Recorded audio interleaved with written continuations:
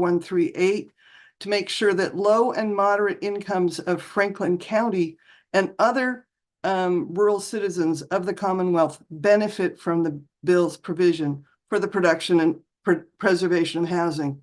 Many rural women live with low and moderate incomes. I'm one of them. I'm a low-income senior who has lived in my owner-occupied two-family house in Conway for 40 years. I have served on my town's planning board, and in 2023 was appointed by the governor to the Board of Commissioners of the Franklin County Regional Housing and Redevelopment Authority. I was recognized by MCSW in 2019 with an Unsung Heroine Award, in part for my work related to housing issues in Franklin County. Many of my Franklin County neighbors struggle to get and maintain housing because of increasing housing costs and lack of affordable housing for people who already live here, as well as people who move here for work and to be near family.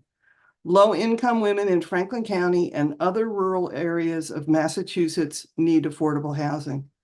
Because developing housing in Franklin County and other rural areas is different than developing housing in more densely populated areas of the state, I call on the legislature to make the following changes to the bill. 1, the transfer fee. I strongly support the transfer fee, but right now it is not appropriate for rural Western Mass. There needs to be a change in the language from, instead of 1 million, regional median housing sale, or 1 million, whichever is greater, it needs to be whichever is less.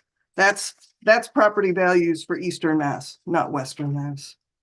Set-asides for specific regions. At this point, there are a number of set-asides for different regions of the state, but nothing in the bond bill for rural communities. Here are some things that would help for rural communities. There's a CDC housing development incentive. However, Franklin County's CDC doesn't produce housing. As currently written, this set-aside provides no support to Franklin County. Please amend this provision of the bill to either provide funding for Franklin County through a different CDC or a similar organization that can take the housing role. Right now, there's something called the Gateway City provision. Franklin County doesn't have a gateway city, so we don't get any of that. Gateway cities have to be 65,000 or more. All of Franklin County is like 70,000. Please amend the bill to create a rural equivalent to this Gateway Cities program. The other issue is, that was, okay. Subsidy caps. Okay, look at my written, I just got the little times up.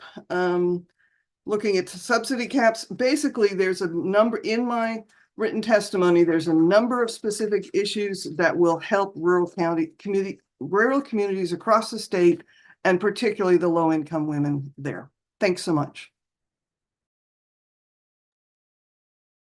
Thank you very much. And we do read all the written testimony as well, and that does go into our reports and what we share with the legislators. So thank you very much. Next, I have Meredith Tuitt. Commissioner Tuitt.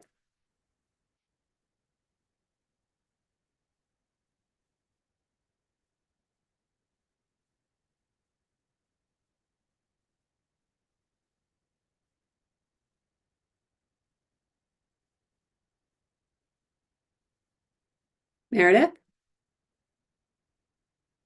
All right, we're going to come back to Meredith. Her video's off, which may mean internet issues. So I'm going to come back to Meredith. And next, I am going to go to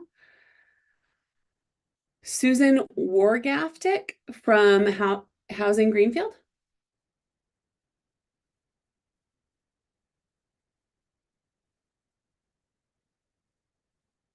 Thank you. I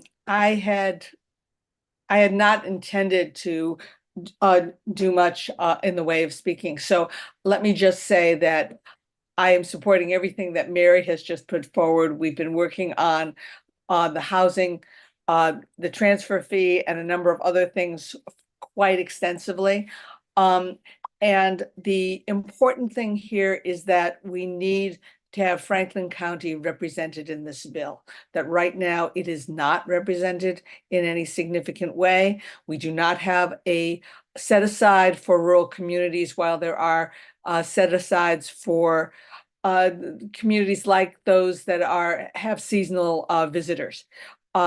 which is highly appropriate. But we need something that says there is a way for rural communities to be recognized and the specific needs of rural communities to be dealt with. And that includes things like, we do not want to have our 10-unit developments in communities that are very small to be pitted again for funding against 100-unit programs in Greater Boston. That doesn't make any sense. It doesn't help us in any way. We get, we're not, economies of scale are not going to be developed for us. So we very much appreciate having this opportunity to be able to talk about the needs of rural communities and make sure that those are included in the bill. And we support the Western Mass, I'm trying to remember the entire name, but there's the Western Mass Coalition on Housing, which has been able to put forth a very extensive and comprehensive approach to housing for the Western Massachusetts. Thank you.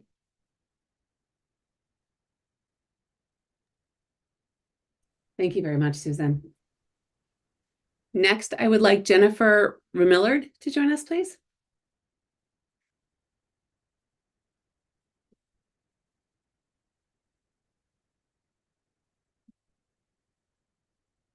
Jennifer, are you with us?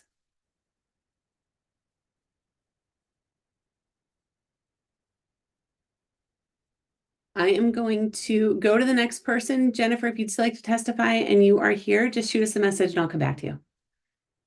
Next, I have Rose Weber Smith from Springfield No One Leaves. It's Webster, like the dictionary. Oh, you know what? Yes, there's someone with a very similar last name, that I combined the two of you. So thank you and welcome. That's okay, thank you.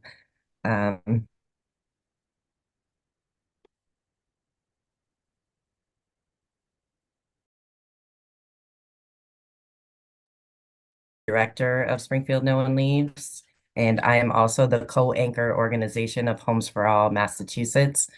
I'm going to shut my camera off again because my internet is going unstable. Decades of disinvestment in affordable housing have resulted in a lack of housing supply and deteriorating housing conditions. While historically racialized housing policies have created persistent segregation, exploding housing prices are putting safe and stable homes out of reach for low and moderate income renters and homeowners.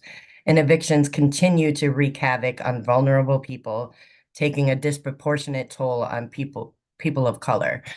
While I appreciate and support the housing bond bill, there is nothing in that bond bill that addresses the housing crisis now. So we need more bills to go through, like the right to counsel, which gives people the access to an attorney during their eviction cases. While eviction ceiling was included in that bill, we need to strengthen it. These cases should be sealed upon filing and only unsealed if you lose your case. And after 3 years, you should be able to seal your record. As it stands right now, your housing record follows you your entire life. And so the minute a landlord sees you in mass courts, although they're not supposed to discriminate against you, they consider that an eviction and they will not rent to you. We need the tenant's first opportunity to purchase. A lot of people are selling their homes right now, and these tenants have lived in these buildings 14, 15, 16, 17 years. They deserve the first opportunity to purchase that house. We also need to make sure that while there is a robust first-time homeowners program within the bond bill, Massachusetts has a non-judicial foreclosure system, which means the bank just says, hey, we did everything right, and they auction off your house. There's a foreclosure mediation bill that we need to be pushing. Mediation has a 97% success rate at keeping homeowners in their homes. And we are the only state in New England that does not have this mediation program. This has been heard in the Financial Committee and just needs to be reported out favorably. And the last thing I will speak on, of course, is rent control. We need to control rents. I see tenants all the time in the work that I do. They're facing $500, $600, $700 rent increases per month that they cannot afford. These are not our small landlords that are driving up the rents, our mom and pop and our owner occupied. These are corporations that are coming in and buying up properties and then turning it in. And I'll wrap it up to say that Springfield is known as the city of homes. We are now the city of speculator-owned homes, where 54% of those homes are now owned by investors and have entered into the rental market. And we need to start doing something to preserve so that we can close that racial equity gap in the state. And I'll end it there. Thank you. Thank you. Up next, I would like to welcome Lori Stewart from the League of Women's Voters in Massachusetts. Hi, my name is Lori Stewart and I'm from Salem, and I actually wear a couple of different hats. One hat that I wear is that I'm a former public housing resident in Salem, and I lived in public housing for 15 years. Another hat that I wear is I work on housing stability issues for the city of Salem. And lastly, I am an affordable housing specialist for the League of Women Voters in Massachusetts. What I'd like to focus on tonight are two things. One is access to counsel, and the other is eviction record sealing. Eviction record sealing is in the Affordable Homes Act, but the provisions need to be strengthened so that if it's a no-fault eviction, you should have your eviction record automatically sealed, and you should be able to seal your eviction after 14 days of paying off a judgment that was that you needed to pay off in court, and after 4 years if you are unable to pay off a judgment because of severe economic hardship. Also, we'd like to see that the courts be given the ability to consider disability and domestic violence in this eviction sealing process. Access to counsel, we would like to see access to counsel added to the bond bill. We did just get some good news that in the FY25 budget, Governor Healy put $3.5 million in the budget for access to counsel program. What we see in the field and in my different hats are that women and children and people of color are disproportionately affected by not having legal counsel in evictions and by the aftermath of having an eviction record that doesn't go away. So these are some issues that I think are very important to women, and I would like them to be considered. Thank you.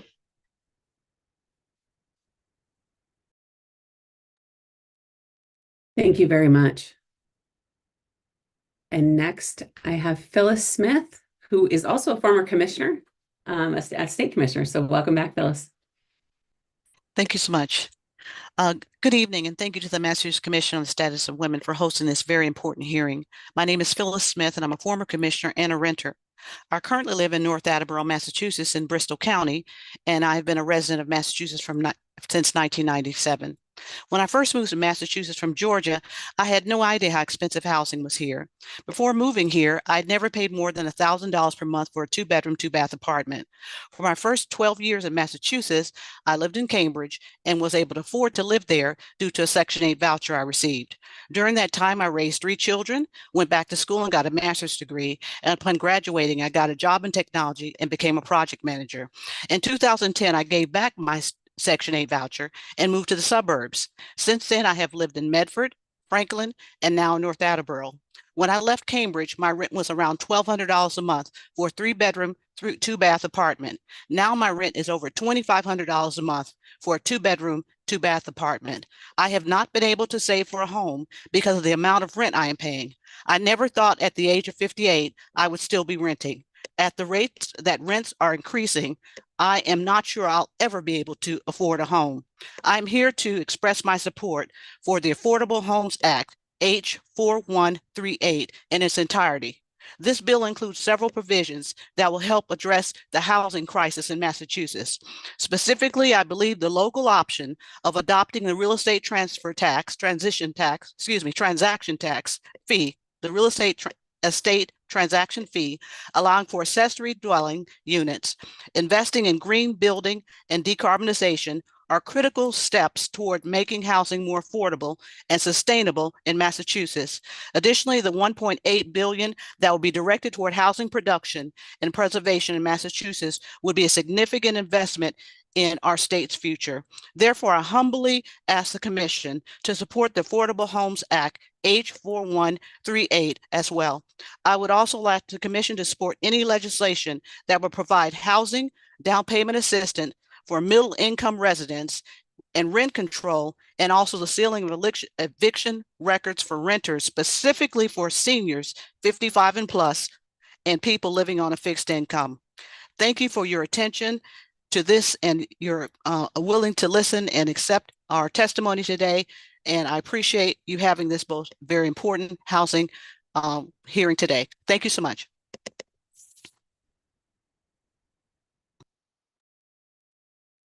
Thank you, Phyllis.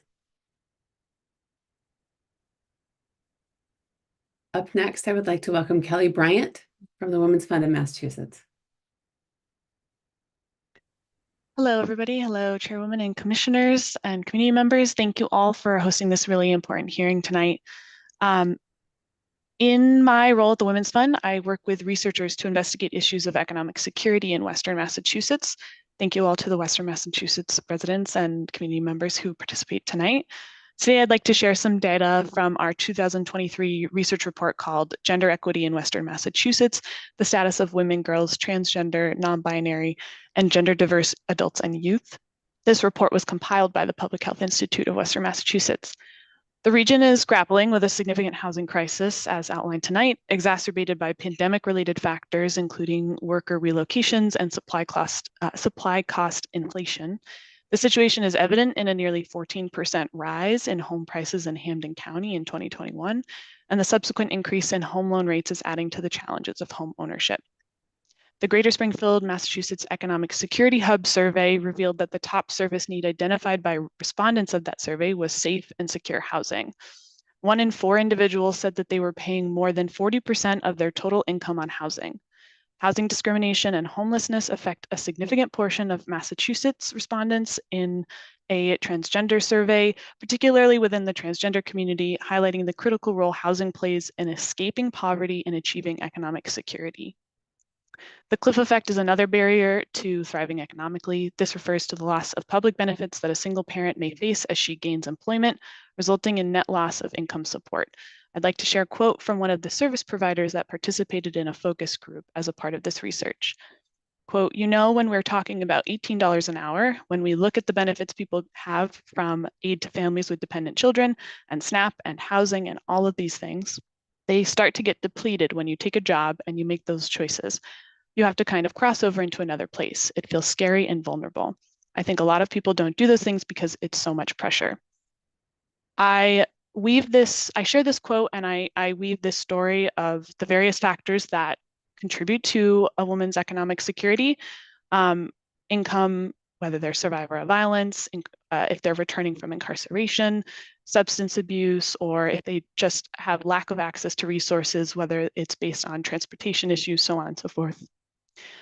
Because this is a very interdisciplinary issue and housing is really at the foundation of being able to survive and thrive in Western Massachusetts. So in summary, I think it's important to incorporate both a data-driven approach and direct feedback from community members, as you are tonight, to address housing problems in the state.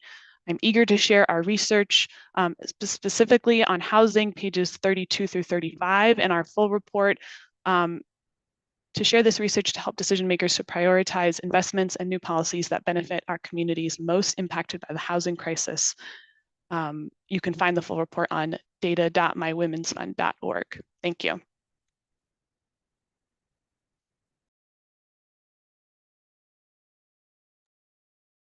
Thank you very much. And thank you for sharing the link. Any links that come up tonight, we do try to share in the chat, and they are also included in our report. So we appreciate that. Up next, I have Sagrario Guerrera.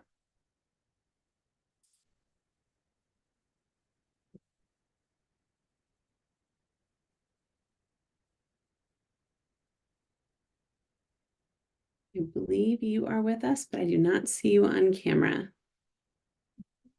Sagrario, are you here?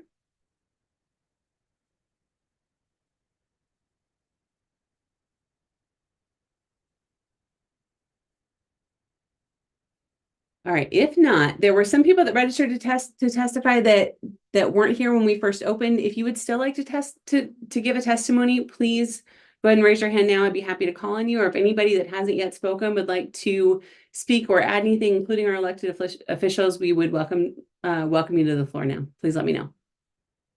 So I'm going to go with Patrick Gore.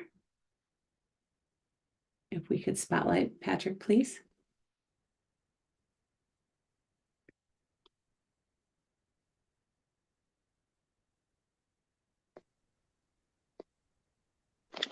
Hello, can everyone hear me? We can. Thank you. Thank you for the opportunity to share my thoughts. I'm actually traveling now, so I'm in the car. So the video probably wouldn't be good, but I'll still share my thoughts. First of all, my name is Patrick Gore, and I'm president of an organization, a nonprofit called Veterans with Vision, which is a veterans advocacy entity that I started in 2013 to help out with the veterans homelessness issue. A little bit about my background. I spent 20 years with the VA, with the agency. My last position when I left the VA, I was the union president in Northampton, Massachusetts. Since then, since leaving the agency, I've restarted the entity to help with address veterans homelessness. And I just want to say a couple words concerning veterans homelessness that affect women veterans that a lot of times I don't see that spotlighted. And one of the hats I wear, I'm the NAACP NEAC veterans chairperson for the state of Massachusetts. And there was some resolution that was passed. There was a resolution that was passed this year to get the VA, the veterans justice officers to be able to go to family court to help women veterans because they found out that they were having a hard time, especially with reunification with their children, coming from various situations. So I just wanted to address that. And now the veteran justice officers can go to family court to help with the women veterans and getting their support systems in place to help them come out of their situations. So I just wanted to add that, you know, many times when we think about veterans,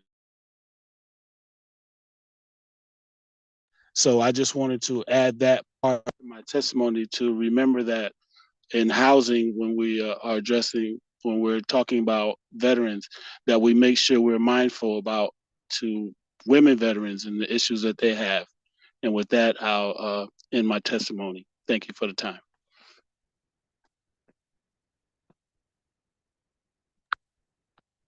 Thank you so much for sharing. With that is everyone that we have that was pre-registered that's currently here to provide testimony. If you have not given testimony, even if you didn't pre-register to do so, you're welcome to do so now. So I'll pause for just a few minutes. And I actually am going to go up next with Commissioner Meredith Tuitt has offered to give some testimony. So Meredith, I will welcome you now. I'm back. Greetings. How are you? And I want to say greetings, Comrade Patrick. It's awesome to see you on the list. I'm glad you testified. First and foremost, as a United States Navy veteran myself, I wanted to talk about two things. One, Patrick opened the door for me around the fact that housing issues for veterans, single veterans who are even living on compensation, on VA compensation or not, struggle with affording apartments. No matter what part of the Commonwealth of Massachusetts we are in, the rent is always more than what our disability compensation is. So we are always seeking and or having to have roommates or rent a room, single room occupancy. Sometimes they're $900 a month. And those are things that I wanted to bring to this floor so we're aware of the fact that veterans, male and female, struggle with housing constantly. The second thing I wanted to talk about with housing and bring to the floor, and I'm glad H4138 is doing a lot of different things that are needed around eviction record sealing, because you might have personality clashes with your landlord. And when you're a veteran, people tend to see you as being more aggressive because of your stance and your tone and so on. And even though you don't owe rent and you don't, it's just personality stuff and they file eviction papers and so on, it's no, they call it no clause, no cause. But at the same time, it's you don't owe anything. You weren't a bad tenant. It's just they wanted you out because of personalities. But when you go to another apartment and the management or the landlord is checking housing, they see that you've had this eviction and it counts against you. So that's something that I'm hoping we're able to seal is these no clause eviction listings that are on your housing record. Then you have credit. When you're going in to seek an apartment and they do a credit check on you and you have fear or no credit, fear or bad credit, or when you're in the military, you typically pay for everything that you want up front. You try not to put it on finance or credit because of where you're stationed at, and you're stationed every 2 years, 2 to 3 years, you're being transferred to another location. So by the time you finished your military life, you have no credit. You're trying to get stabilized. You're trying to get an apartment.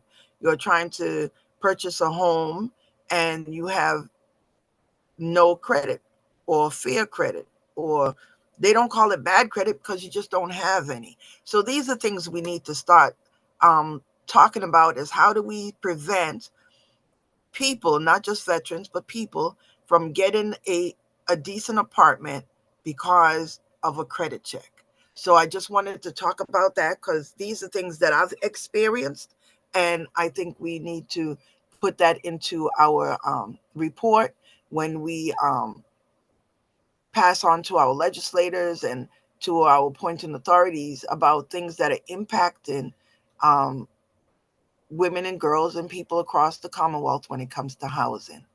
And, I could go on, but I'm watching the clock and I want to be respectful. So I'm going to stay with that one.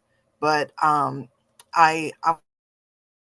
hoping that I will be able to get my daughter, who's in the background, to come on screen and testify about her issues that she's gone through around housing. All right. Thank you so much. And I'll put it in the chat if she changes her mind. Thank you. Thank you very much, Commissioner Tuitt.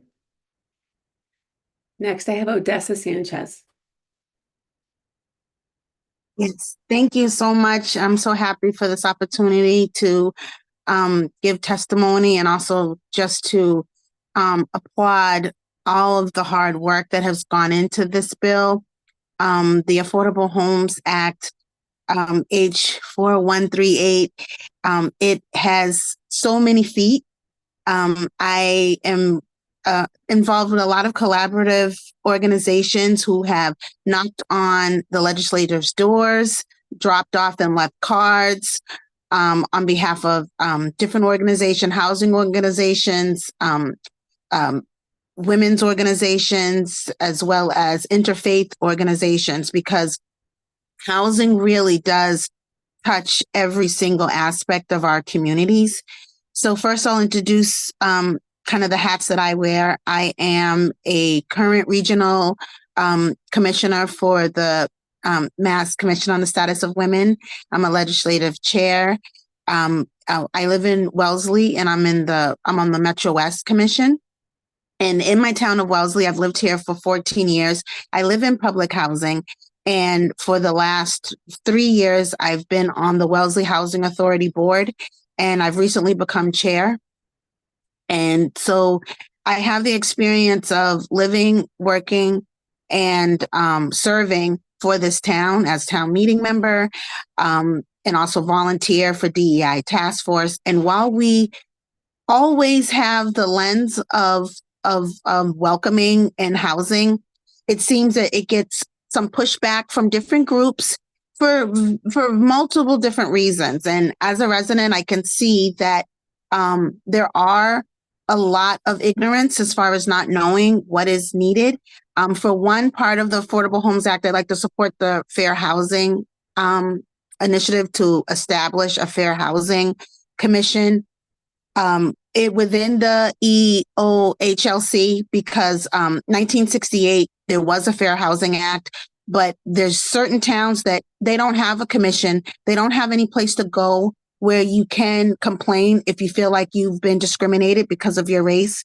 I'd also like to support the public housing flexibility to set a schedule for fixing and repairs.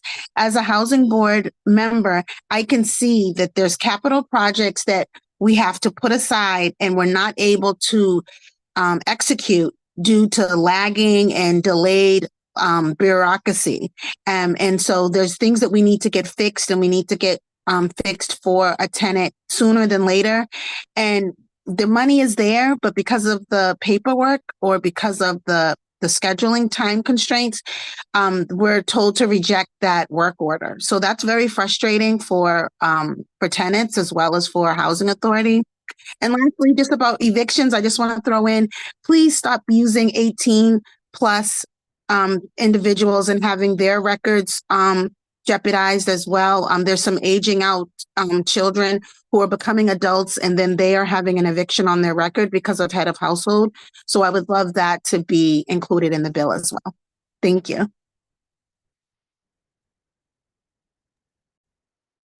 Thank you very much. Up next, I have Yvette Tootle. Hi, yes, thank you. I'm Yvette Tootle. I'm a homeowner in Chicopee, Massachusetts, which is Western Mass. And so most of the homes in my neighborhood do have some sort of an in-law suite. But my issue is with the occupancy of those suites. The current way that it's written, it says that the in-law suite has to be limited to 2 to 3 people, and they all must be related. And I don't know who monitors that or why that is worded that way. I purchased this home in July of 2022, and very shortly after, I lost my husband and my son within days of closing. And my son's friends have been, very supportive, and Michael and his wife, who stay in that in-law apartment, we're not related by blood or DNA, but they are, the closest thing to family that I have. And it's a help and a blessing to me as a homeowner to have people that I know and trust downstairs. But there's this law that's written that says I can't legally rent to them. And I wondered if this was something that this platform could help with, if there's a way to not change the intent of the rule, but to just make it so that it's not hurting the very people that I guess it was written to protect. That's it. I'm Yvette Tootle from Chicopee. I am not a member of any organization. I'm just an educator in the public school system who thinks that sometimes the people that write these laws, sometimes they can just use such restrictive language that it's really not helpful. Thank you for letting me share. So thank you, Yvette. And you are a part of one organization, that's this one, because we're here to represent all of the women in the Commonwealth. So thank you for sharing. I'd like to say also thank you for your, I'm so sorry for your loss. So thank you for testifying. I really appreciate it. To speak up is not easy. I will do another call. I know a couple of you have asked to be added. We'll keep calling. You are not required to be on camera. If you prefer to just use your voice, you're welcome to do that as well. So please just shoot us a note in the chat and we'll be happy to add you. Up next, I'd like to welcome Angie Peguero. Yes, hi everyone. I am going to speak on my own behalf, not on my organization's behalf. So I just want to be clear with that. In my experience of 13 years working in affordable housing with the families that live in the community, specifically around resident services and community engagement, what I've learned throughout the years is that affordable housing, moderate income housing is very much needed, right? But I think that we need to take a step back and really analyze what that means. In the work that we do, just the basic calculations of rent in affordable housing is based off of gross income versus the net income. The deduction process is not equally fair. For example, the child support deduction, the parent that pays the child support is not a deduction, but the parent that receives it is part of their income. So there's a lot of just overall understanding of what really the definition of affordable housing and moderate housing looks like, what those how those area medium incomes are being calculated for folks to even qualify for what we're calling affordable housing. I've learned in my experience that eviction prevention is definitely a plus, but we're not doing enough preventative work. Coming out of the pandemic, a lot of our families did fall behind for many different reasons, and we're running into the barrier of not being able to get rental assistance due to not having a good reason or a good cause for falling behind on rent. So just an overall, I think my thoughts are more about, yes, we need the affordable housing, but I think we need to dig a little bit deeper into the regulations and how we're measuring what rents look like, and the reality of setting up our families for failure, essentially. We're basing rents on monies that families are not receiving. And I think that's something that needs to be brought to light and revisited. So those are my thoughts, and thank you for giving me the opportunity to share that.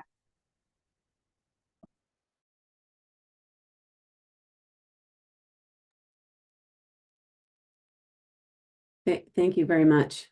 We can certainly see some strong themes here throughout the testimony. This is why we do these, is that we elevate those, and we really appreciate everyone emphasizing that to give weight to our argument. So we speak on behalf of everyone here. If anyone, I'm going to do a last call. If anyone has not yet spoken and would like to, either on camera or off camera, please do so. You're welcome to either raise your hand or give a note in the chat.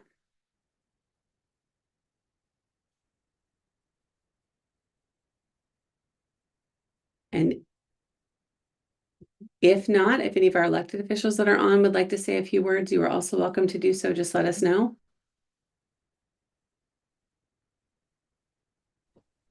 It's Joan Lovely. Can you hear me okay? Hello, Senator Lovely. Thank you so much for being here. Hi, Madam Chair, and all members and everyone attending. I'm in my car, so I'm going to keep my video off. I'm just so grateful to be able to listen to this testimony, especially for residents across the Commonwealth. As legislators, we tend to concentrate on our districts. And I'm so grateful to hear what's happening in other parts of this state, especially with what the governor's bill, how it will help. And I'm so appreciative for some of the thoughts on how our laws are not doing what we want them to do. So I so appreciate this. Also to Meredith, from the veterans, and the military lens, if you will. I've never walked in those shoes, so I wouldn't know. So Meredith, thank you so much for sharing those difficulties and trying to establish yourself once you leave the military. We need to put an eye on that as well. So just thank you to the commission, the commissioners, and everyone who's attending, and to a shout out to my constituent, Laura Lee Stewart, who I know from Salem, who has lived experience and now uses that lived experience in her expertise to help residents of Salem. I'm so grateful for her work. So thank you for the opportunity just to say hello, and grateful to be here. Thank you. Thank you so much, Sandra Lovely. I will say it's a testament to the work that women do, that you are not only multitasking by helping us run this state, but you are in your car still joining this meeting and still came to join us to speak. We did put a link in the chat to Sandra Lovely's work to learn more about what she does. She's certainly a large supporter of Women Across the Commonwealth and one of the appointing authorities on the Caucus Women's Legislators for this commission. So thank you for being here, and thank you for taking the time to join us and add your remarks. Next, I would like to welcome our treasurer and fellow commissioner, Tanisha Arena. Thank you, Commissioner Chair Glenn Smith. I am going to speak not only on my behalf, but also on behalf of my organization. When I'm not on commission meetings, I'm the executive director of Arise for Social Justice, which is a grassroots nonprofit in Springfield. And we focus on the rights of poor and low-income folks around housing, homelessness, the environment, criminal justice. And I spend a lot of time talking about white supremacy and racism being the underpinnings of these things.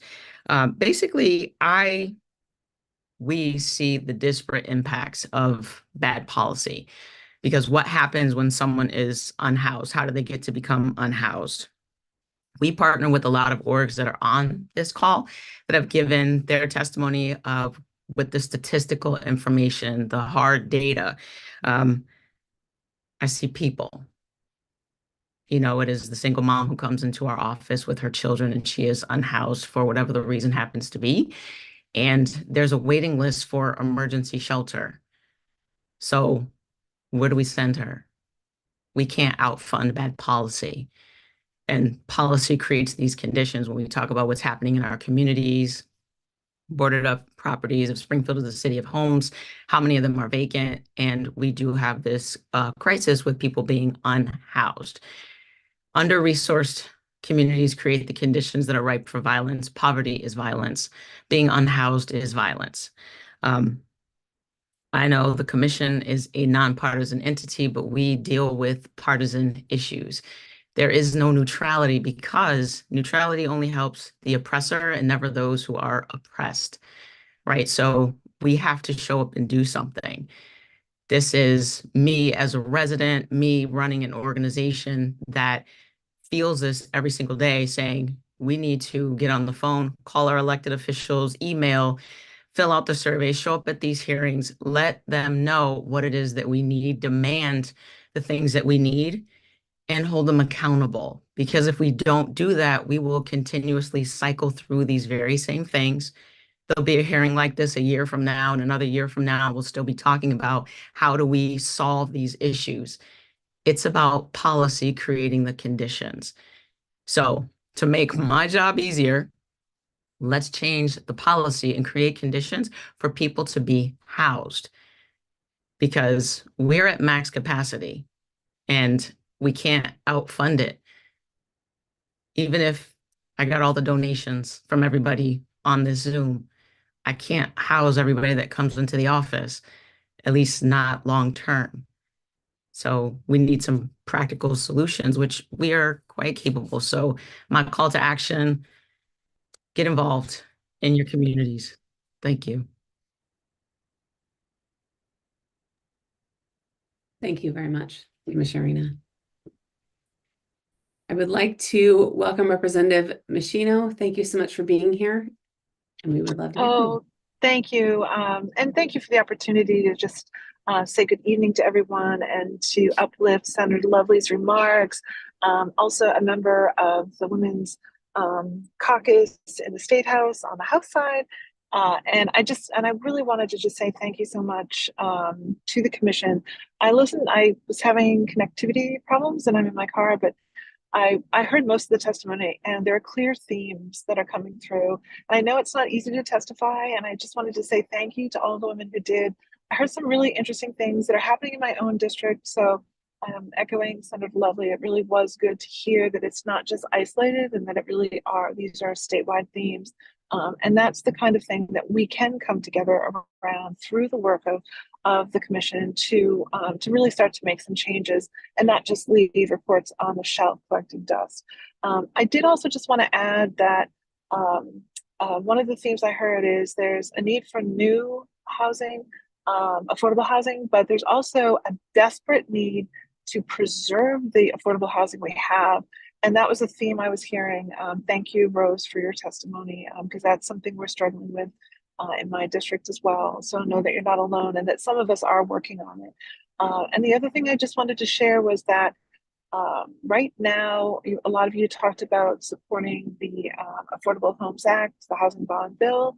It is being actively considered. It's just at the beginning of its journey through the legislature, and individuals are always welcome to submit testimony to the Housing Committee. I promise they want to hear from you. So I just wanted to give one last shout out to the Plymouth County Regional Commission. I saw one of my commissioners was on, and just to thank you for an excellent, excellent hearing. For making time for your testimony and for, quite frankly, for your leadership. It's really tremendous. Thanks, Shatia.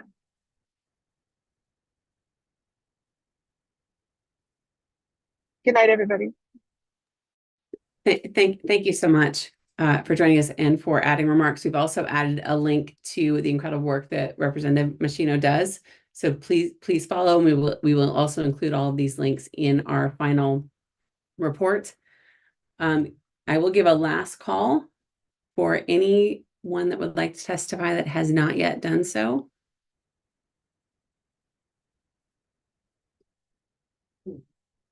And hearing none, if there was something that you really wanted to share with us to include in our report and in our work and in our legislative priorities, but you just weren't in a place that you could testify or weren't comfortable doing so, if you'd like to send us a written testimony, we would still love to hear from you and to include those remarks in the work that we're doing. Thank you so much for taking the time out this evening to come and join us and to be an advocate on behalf of the entire Commonwealth. We certainly could not do this without you. So thank you very much. While the issues we face are multiple together, I truly believe that we can tackle anything. We value your input, and we'd be grateful if you could take our brief survey at the end of the meeting. It makes these testimonies and these hearings better and more accessible. We include all the feedback that we get, so please feel free to send that to us or shoot us an email. If you could follow up, we would appreciate it. We do this together. We also invite you to stay plugged in to the MCSW. We have a newsletter that goes out. We have Facebook, Twitter, Instagram, LinkedIn, all those things. In any social media you can imagine, we have, and our incredible, dedicated and passionate staff keeps us up to date, relevant, and consistently communicating. So please do join us there.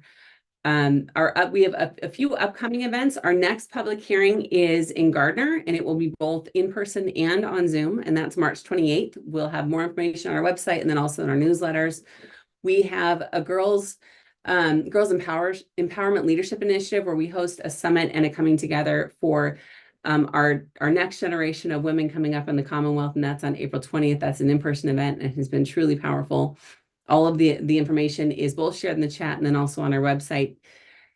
Our Commonwealth Heroines event, we had a Commonwealth Heroines former winner here with us tonight that gave testimony, and it is truly a remarkable event where women that are behind the scenes doing the work on the ground, that are our unsung heroes, have an opportunity to be recognized by their representatives in their area. And it is an incredible and powerful event. That is on June 14th at the State House.